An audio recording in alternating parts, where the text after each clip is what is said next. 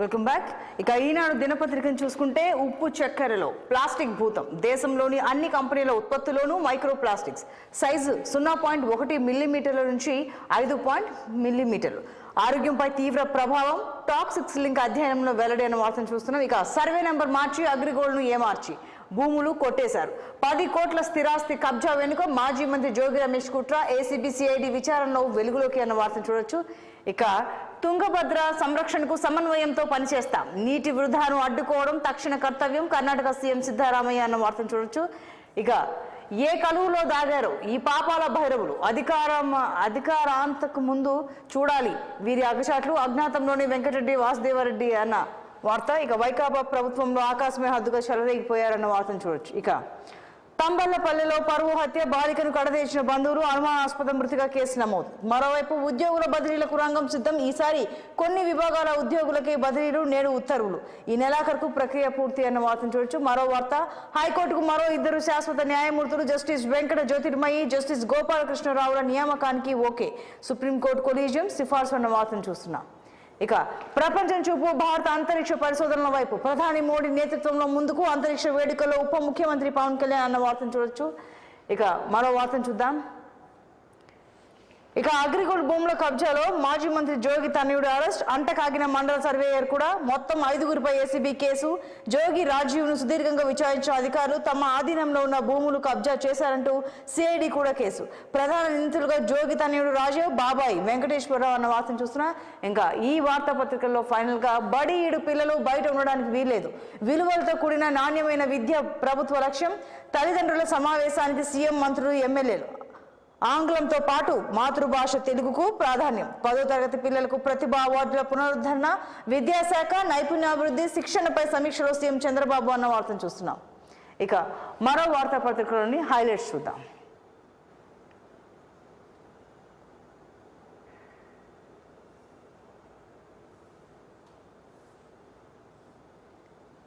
ఇక రోగం తిరగబెట్టింది కూటమి ప్రభుత్వ పాలన, సర్కార్ ఆసుపత్రులు మళ్లీ పాత రోజులు, ప్రైవేట్ కు కట్టబెట్టడానికి రంగం సిద్ధం చేసిన ప్రభుత్వం, వైఎస్ జగన్ ప్రభుత్వం రూపొందించిన 0 వేకెన్సీ విధానానికి తూట్లు, వివిధ కారణాలతో ఖాళీ అయిన పోస్టులు భర్తీ కాని దుస్థితి అన్న వార్తను చూస్తున్నాం. ఉద్దేశపూర్వకంగా 2 నెలల్లోనే అద్వార స్థితికి తీసుకొచ్చిన పెద్దలు, నిర్వహణ గాలి కొదిలేసి చోద్యం చూస్తున్న వైనం, వెరసి ఆసుపత్రిలో వేధిస్తున్న మందులు, సర్జికల్స్ కొరత, చిన్నపాటి మందుల కోసం చీటీ పట్టుకుని బయటకు పరుగులు తీయాలి. ఇక డ్యూటీకి ఎవరు వస్తున్నారో ఎవరు వెళ్తున్నారో తెలియని దుస్థితి, రోగుల బంధువులే అటెండర్ అవతారం ఎత్తాల్సిన పరిస్థితి, రోగులకు విసుగు తెప్పించే కుతంత్రం అన్న వార్తను చూస్తున్నాం. ఇక శ్రీకాకుళం జిల్లా రణస్థలం వద్ద రోడ్డు ప్రమాదంలో ఓ వ్యక్తి కాలు నుజ్జునుజ్జైపోగా ప్రైవేట్ అంబులెన్స్ అతన్ని శ్రీకాకుళం రిమ్స్ కు తరలించారు.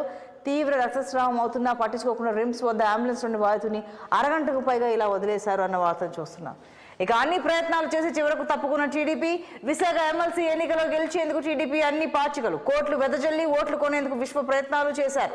టీడీపీ ఎన్ని కుట్రలు పన్నినా స్థిరంగా వైఎస్ఆర్సీపీ స్థానిక సంస్థల ప్రజాప్రతినిధులు గత్యంతరం లేని పరిస్థితుల్లో పోటీ నుంచి తప్పుకుంటున్నట్లు చంద్రబాబు ప్రకటన, బొత్స ఎన్నిక ఇక లాంఛన ప్రాయమే అన్న వార్తను చూడొచ్చు. ఇక ప్రతి అడుగులోనూ మోసం, ఎన్నికల్లో చంద్రబాబు ఎన్నెన్నో ఆశలు చూపి ఇప్పుడు మాట తప్పారు. ఉమ్మడి విశాఖ జిల్లా స్థానిక సంస్థల వైఎస్ఆర్సీపీ ప్రజాప్రతినిధులతో వైఎస్ జగన్, మన ప్రభుత్వ హయాంలోనూ ఆర్థిక సంక్షోభం అయినా ఏనాడు సాకులు చూపకుండా మేనిఫెస్టో అమలు చేశాం, మనం చేసిన మంచి ఇవాల్టికి ప్రతి ఇంట్లో ఉంది అని జగన్ చేసిన వ్యాఖ్యలు.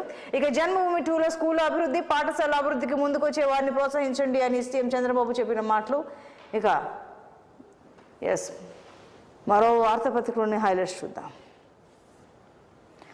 మళ్లీ చంద్రన్న కానుకలు, పేదలకు సంక్రాంతి, క్రిస్మస్, రంజాన్ తోఫాలకు సన్నాహాలు, ప్రభుత్వంపై ఏటా 538 కోట్ల భారం, బియ్యంతో పాటు సబ్సిడీపై పలు సరుకులు, ప్రణాళికలు సిద్ధం చేసిన ప్రభుత్వం, రాష్ట్రంలో 1.48 కోట్ల రేషన్ కార్డులు, వీటిలో 90 లక్షలకే కేంద్రం గుర్తింపు, ఆహార భద్రత చట్టం రాయితీ వాటికే 58 లక్షల కార్డుల భారం రాష్ట్రంపైనే, గంటల్లో కార్డులు ఇస్తామని జగన్ బీరాలు, కేంద్రం నిర్ణయంతో 6 నెలలకు మార్పు, అది సక్రమంగా జరగలేదు, 3.36 లక్షల దరఖాస్తులు పెండింగ్, వీటన్నింటిపై విధాన నిర్ణయం అవసరం అన్న వార్తను చూడొచ్చు.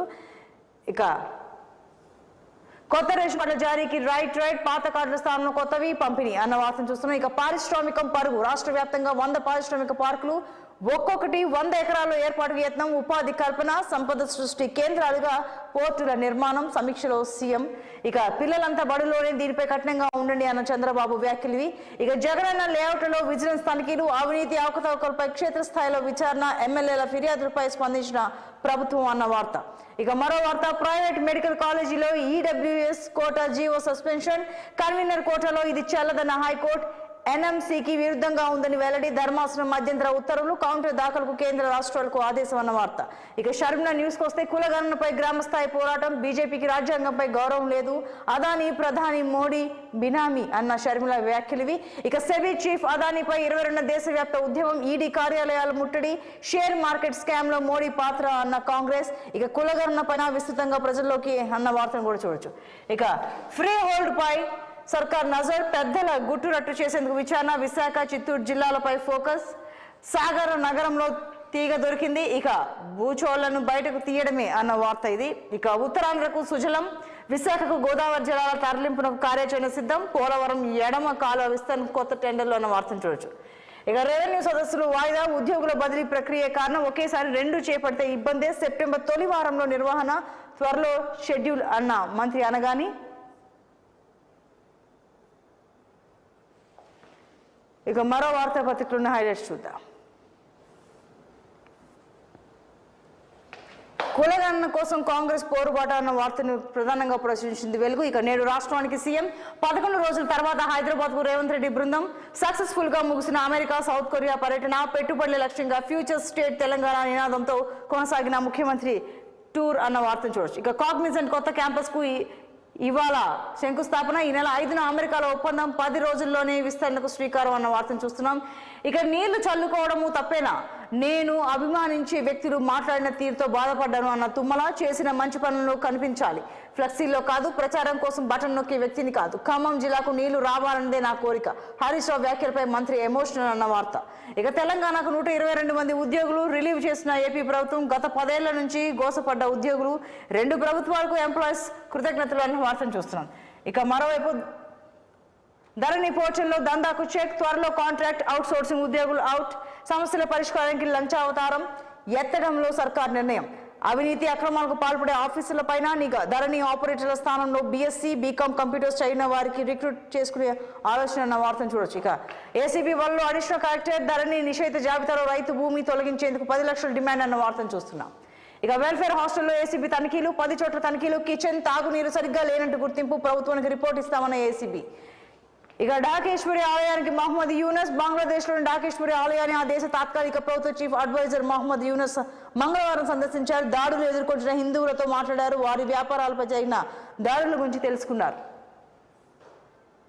ఇక గురుకులాలను సెట్ చేస్తామన్న వార్తను చూస్తున్నాం. ఇక వినేష్ అనర్హతపై తీర్పు మళ్ళీ వాయిదా అన్న స్పోర్ట్స్ సంబంధించిన వార్తను కూడా చూడొచ్చు. ఇక చివరిగా దిశ వార్తాపత్రికలోని ప్రధాన అంశాలను చూద్దాం. జేఏఎస్ హైదరాబాద్ లో కొత్త సర్వే, ఒక్కో ఇంటికి ఒక్కో క్యూఆర్ కోడ్, ఒక్క దెబ్బతో మహానగరం మొత్తం స్కాన్, సింగిల్ క్లిక్ తో ప్రతి అంగుళం వివరాలు అన్న వార్తను చూడొచ్చు. ఇక బెయిల్ అనేది ఒక నియమం, జైలు నుంచి మినహాయింపు తప్పనిసరి, బెయిల్ మీద బయటకు వచ్చే హక్కు పౌరులకు ఉంటుంది, ఉపా కేసులకు వర్తిస్తుంది, సుప్రీంకోర్టు కీలక వ్యాఖ్యలు అన్న వార్తను చూడొచ్చు. ఇక రేపు 2 లక్షల రుణమాఫీ, వయాలో 3rd ఫేజ్ రుణమాఫీని ప్రారంభించిన సీఎం, 6 లక్షల మంది రైతులు, 6,500 కోట్లకు పైగా, ఇప్పటికే 2 విడతల్లో 15 లక్షల మందికి లబ్ధి అన్న వార్తను చూస్తున్నాం. ఇక నేడు హైదరాబాద్ కు సీఎం రేవంత్ అన్న వార్త ఇది. ఇక దానంపై కేసు నమోదు, ప్రభుత్వ స్థలం ప్రహరీ కూల్చివేతకు ప్రోత్సహించాలని హైడ్రా ఫిర్యాదు అన్న వార్తను చూస్తున్నాం. ఇక తెలంగాణకు కేంద్రం నుంచి సాయం, ఏపీ తరహాలోనే అభివృద్ధికి సహకారం, కేంద్ర సంక్షేమ మంత్రి రామ్దాస్ అథవాలే వ్యాఖ్య. ఇక మేఘాపై సిబిఐ ఎంక్వైరీ చేయాలి, బీజేఎల్పీ నేత ఏలటి మహేశ్వర్ రెడ్డి డిమాండ్ అన్న వార్తను చూస్తున్నాం. ఇక యాంటీ ట్యాంక్స్ క్షిపణి ప్రయోగం సక్సెస్, భారత రక్షణ రంగంలో మరో ముందడుగు, స్వదేశీ సాంకేతికతో అభివృద్ధి, డిఆర్డీఓ ఇండియన్ ఆర్మీని అభినందించిన రక్షణ మంత్రి అన్న వార్త. ఇక మరోవైపు వినేష్ అప్పీలుపై తీర్పు మళ్లీ వాయిదా అన్న వార్తను చూస్తున్నాం. ఇక విద్యార్థులతో కలిసి భోజనం చేస్తాం, ప్రతి నెలలో ఒకరోజు రెసిడెన్షియల్ పాఠశాలను సందర్శిస్తాం, మంత్రులు ఎమ్మెల్యేలతో పాటు ఎమ్మెల్సీలు సైతం, కలెక్టర్లు, జిల్లా వైద్య ఆరోగ్య అధికారులు కూడా. 2 బిడ్డలు చనిపోవడం బాధాకరం, మృతుల కుటుంబాల్లో ఒకరికి ప్రభుత్వ ఉద్యోగం, 5 లక్షల ఆర్థిక సాయం సైతం ఇస్తాం. ఇక బాధిత కుటుంబాలకు డిప్యూటీ సీఎం భట్టి భరోసా, పెద్దాపూర్ గురుకుల పాఠశాల పరిశీలన అన్న వార్తలు చూడొచ్చు. ఇక ఏపీ నుంచి తెలంగాణ ఉద్యోగులు రిలీవ్ అన్న వార్తను చూస్తున్నాం. ఇక ఏసీబీ వల్ల రంగారెడ్డి అదనపు కలెక్టర్ 8 లక్షల లంచం తీసుకుంటుండగా పట్టుకున్న అధికారులు అన్న వార్తను చూస్తున్నాం. ఇక మరోవైపు మా పౌరుషం ఏంటో మీ మామను అడుగు, ఖమ్మం ప్రజలతో గొక్కోవద్దు, హరీష్ రావుకు మంత్రి పొంగులేటి హితవు అన్న వార్తను చూస్తున్నాం. ఇక ఫైనల్ గా నేడు ఆగ్రహం మేఘాపై బీఆర్ఎస్ 2 నాలుకల ధోరణి, కన్నెపల్లి పంప్ హౌస్ మునిగినప్పుడు సైలెంట్, సుంకిశాల ఘటనలో మాత్రం సీరియస్ కామెంట్స్ అన్న వార్తను చూస్తున్నాం. రైట్, ఇవి పలు వార్తాపత్రికలోని ప్రధాన అంశాలు. కీప్ వాచింగ్ 6 టీవీ, సామాన్యుడి ఆరోపణ.